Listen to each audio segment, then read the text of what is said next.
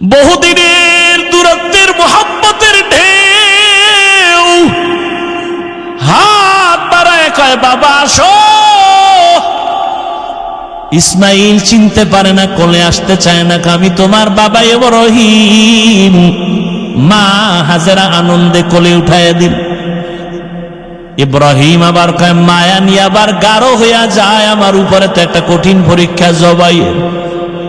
দেরি না কয়রা কয় বিবি হাজেরা সময় নাই, মালিকের দাওয়াতে যাব, ইসমাইলের সাজায়া দাও। মা হাজেরা খুশি, দুনিয়ার কোন বাদশা দাওয়াত দিছে আমার সন্তানের নিয়ে যাবে, মনের মতো সাজাইয়া গোসল করায় দিলেন, যাও বাবা ইসমাইল বাবার সাথে দাওয়াতে যাও। কিন্তু এটা যে আল্লাহ মালিকের দাওয়াত মা হাজেরা বুঝতে পারেন নাই। ওই মিনা বাজারে যখন নিয়ে হাজির, এখন যেখানে হাজি সাপরা কোরবানি দেয় হজে যাইয়া ওই মিনা বাজার, ইসমাইলের দাঁড় করায় কয় কেমন সন্তান আল্লাহ দিল, একটু পরীক্ষাটা কইরা নেই জবাইয়ের আগে। এবার ডাক দিয়ে কয় ইসমাইল ইন্নী আরা ফিল মানাম আন্নী আযবাহুকা ফানজুর মাযা তারা, আমি স্বপ্নে দেখলাম তোরে জবাই করতেছি, বলো বাবা তোমার মতামত কি। দেখছেননি বাচ্চাটা সঙ্গে সঙ্গে বলে ইয়া আবাতি ফাল মা তুমার, আব্বাজান আপনি যা দেখছেন তাড়াতাড়ি পালন করেন, আমারে জবাই করে ফেলান। তবে আপনার ভয় নাই, আমি অধৈর্য হব। সাতাজিদুনি ইনশাআল্লাহ, ইনশাআল্লাহু মিনাস সাবিরিন।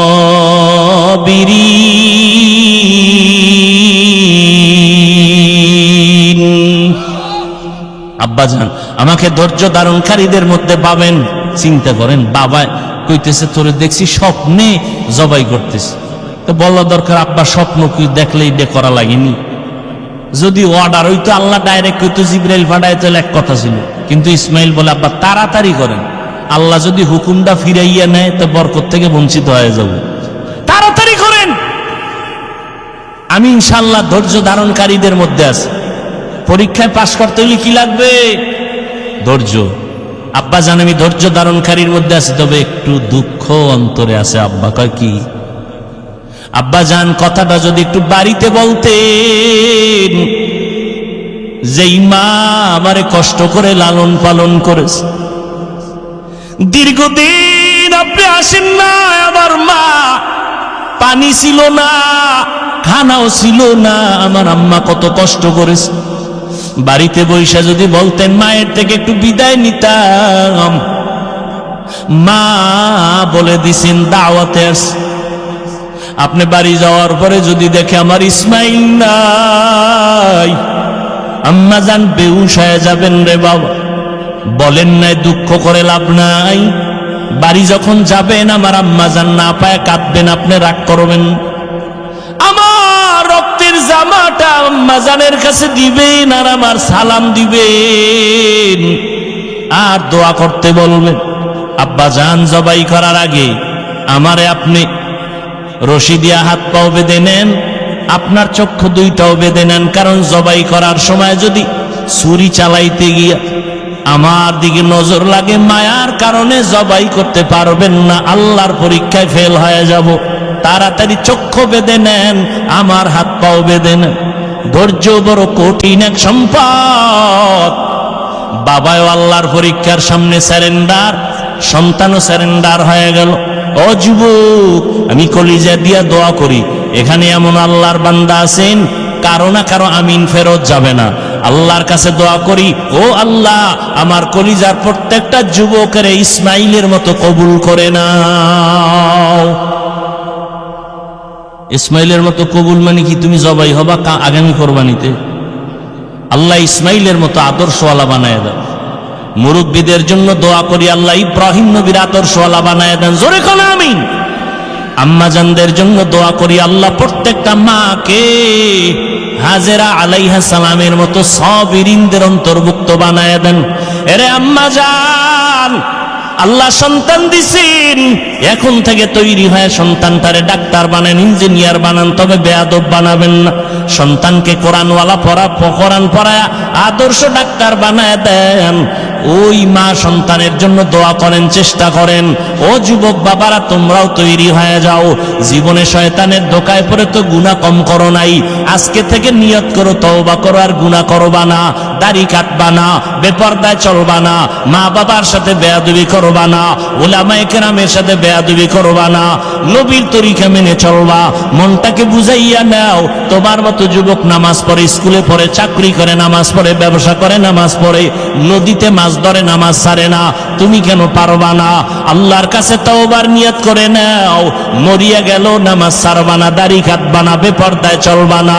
তওবা করার মতো অন্তর যদি তৈরি করতে পারো, আল্লাহ পেছনের সব গুনাহ মাফ করে ভিন্ন মাখলুক সাক্ষী হয়ে যাবে। আল্লাহ বলেন, ধৈর্য ধারণকারীদের প্রথম বড় 2 পুরস্কারের একটা, দুনিয়াতে আমি আল্লাহ তার বন্ধু হয়ে থাকবো।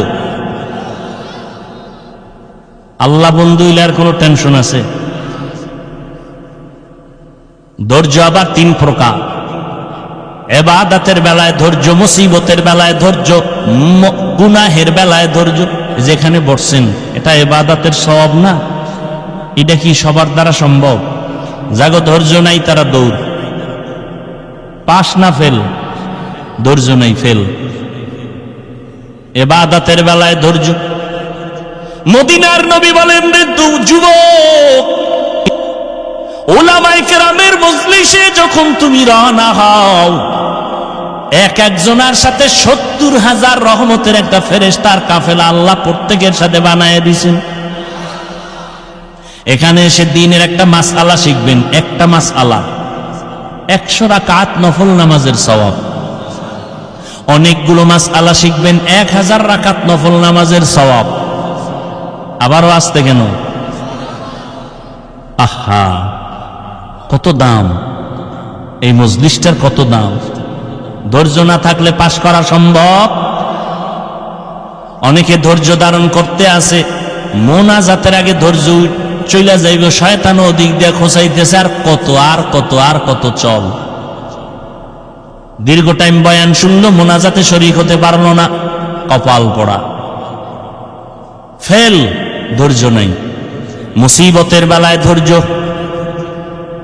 মুসিবতে পড়ে আছে ফিলিস্তিনের মুসলমান, ধৈর্যের সাথে মোকাবেলা করতেছে, কিন্তু দুঃখ, ফিলিস্তিনের মুসলমান রক্ত ঝরায়। আমগো দেশের মুসলমান একটু দোয়া করবে, সেখানেও কিছু কুলাঙ্গারের বাচ্চা মুসলমানের সাইনবোর্ড লাগায় কয়, হে আনো মরলে আমগো চিল্লাইয়া লাভ কি? এরকম কুলাঙ্গার নাই। আল্লাহ হেদায়াত দান করুন। হায় হায় হায়, হা, মুসিবতের বেলায় ধৈর্য, গুনাহের বেলায় ধৈর্য। তার মানে ধৈর্যের সাথে গুনাহ করো। ফজরের 4 রাকাত নামাজ পড়তে 20 মিনিট এর বেশি লাগে, কিন্তু এই 20 মিনিটের ঘুমের মজা চাই রেখে উঠতে চায় না। তাহলে নামাজ 4 রাকাত 20 মিনিট পড়া বাদ দিয়া ঘুমাইলো, যে এটা সওয়াব না গুনাহ? কয় মিনিটের মজা, সাজা কয় মিনিট। হায় হায়। মদিনার নবী বলেন, রে উম্মত, এশার নামাজ পড়ে যদি ঘুমাও, ঘুম থেকে উঠে যদি আবার ফজরের নামাজ আদায় করে নাও, ঘুমাইয়া যে সময়টা কাটাবি এটাও নেকের পাল্লায় ওজন হয়ে যাবে।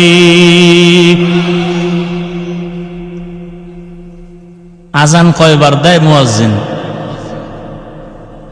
আজানের শব্দ সিস্টেম ভিন্ন ভিন্ন না এক? বলেন বলেন, সব আজানই এক, একটু ভিন্নতাও কি নাই? কোনটায় আছে? কি আছে বলেন?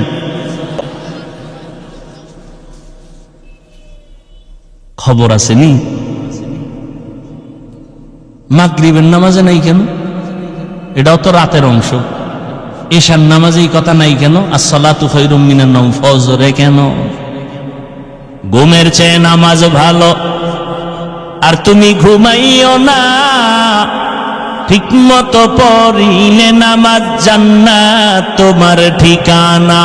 পশু পাখি কীট পতঙ্গ কেউ ঘুমিয়ে রইল না, মানুষ হয়ে ঘুমিয়ে থাকা ঠিক তো মোদের হবে না।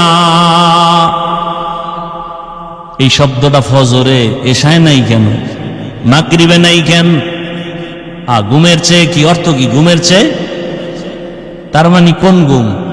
সন্ধ্যা রাতের ঘুম।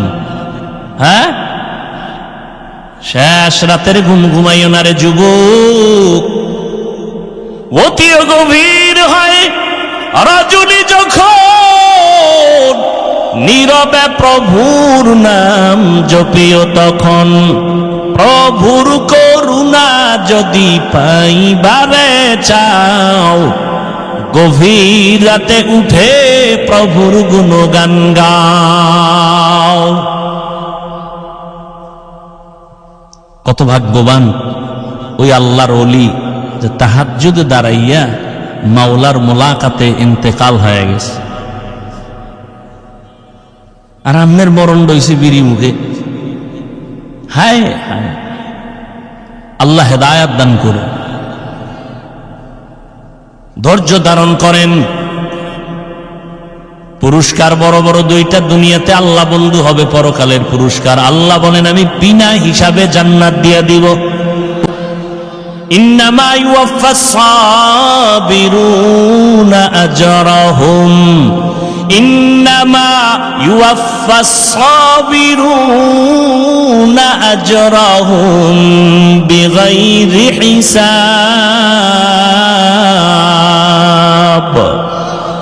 ধৈর্য ধারণকারীদের বিনা হিসাবে জান্নাত পাইতে চান তো ইনশাআল্লাহ? হিসাব দিয়া না হিসাব ছাড়া? কেন? মাওলার সাথে একটু পাওয়ার দেখাইয়েই যান, যে মাওলা খেলা হবে ওই দিন, পাওয়ার দেখাই দিব। আমার 20 লাগে না, আমি 8এই তোমার ভাইয়া লাইছি। আমার 20 রাকাত লাগে না, আমার 8 রাকাত পড়লে ইমানের পাওয়ার বাইরে যায়। কি ওই যে কি কয় না, ফাস্ট চার্জার আসেনি? কোন মোবাইলের চার্জ দিতে 1 ঘন্টা লাগে, এরপরও ভুল হয় না। আমার মোবাইলে চার্জ দিলে মাত্র 20 মিনিটে ভুল। তো বিষয় কি কয়? ফাস্ট কয় না? কিছু আল্লাহর বান্দা আছে আমগো 20 রাকাতেও চার্জ হয় না, 8 রাকাতে ফুল চার্জ, ফাস্ট চার্জার। ঠিক নেই। আল্লাহ হেদায়াত দান করুন। এরে যুবক, 5টা জিনিসের দ্বারা আল্লাহ পরীক্ষা করবেন। এই 5টা জিনিসের পরীক্ষায় পাশ করার জন্য একটা পুঁজি লাগবে। নাম কি? গেছে, ভুলে গেছে। ধৈর্য। 5টা পুরস্কারের 5টা পরীক্ষা নিবেন আল্লাহ 5টা জিনিসের দ্বারা। 1 নাম্বার হলো ভয়, মিনাল খাউফ। ইমাম শাফিঈ রাহমাতুল্লাহি আলাইহি বলেন, এখানে ভয় দ্বারা উদ্দেশ্য হলো আল্লাহর পক্ষ থেকে ভয়। ও আল্লাহর গোলাম, দাড়িটা রাখলে আল্লাহ খুশি, তোমার আত্মীয় স্বজন বেজার। দাড়ি রাখলে তোমার আত্মীয়তা থাকবে না, আর দাড়ি না রাখলে তোমার জান্নাত থাকবে না। এটাই তোমার ইমানের পরীক্ষা। তুমি আল্লাহকে বেজার করবা নাকি জাহান্নামের ভয়ে দাড়িটা লম্বা করবা? ইমানের পরীক্ষা। ভয় আর একটা আছে বান্দার পক্ষ থেকে ভয়। যেমন ইসরায়েলেরা ভয় দেখাইয়া ফিলিস্তিনের উপরে আক্রমণ, কালেমা ছেড়ে দাও, কিন্তু তারা স্টিভ রুলার হইয়া দাঁড়াইয়া বলে সীসা ঢালা প্রাচীর হয়ে গেলাম, কান্নাহুম বুনিয়ানুম মারসুস।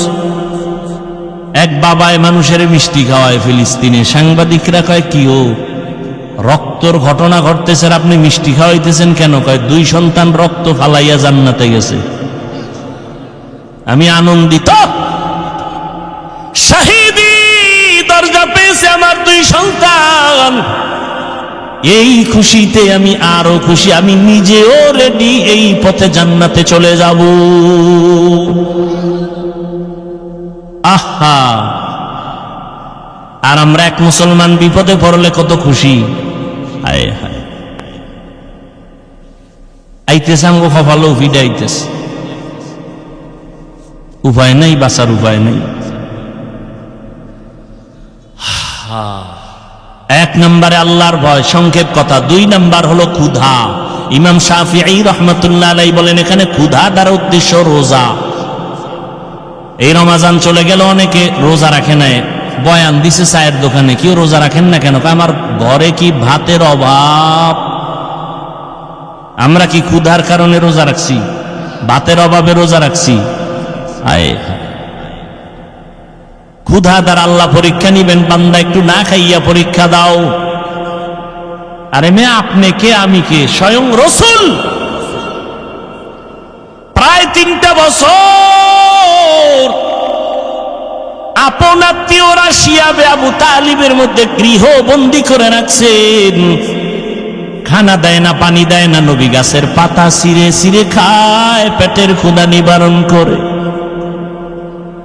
রহমতের নবী পেটে পাথর বেঁধেছেন। ক্ষুধার পরীক্ষা বড় কঠিন রে বাবা। ধৈর্য যদি না থাকে পাশ করা সম্ভব। কত গরিব মুমিন আছে, একটু যদি তরকারি ঝামেলা, কামাই রুজি একটু কম, দৌড় ডক্টর ইউনূস সাহেব তাড়াতাড়ি আমার একটা দরখাস্ত দিয়া লোন দেন, লোন। দৌড়ে যায়, এনজিও কই আছে, 20,000 টাকা লোন উঠাইয়া একটা চায়ের দোকান দিব, এই করব সেই করব। ওই বর্ষি আছে না, বর্ষি কয়নি এদিকে? বর্ষি কি খালি দিলে মাছ আয়? কি দেয়? আদার দেয়।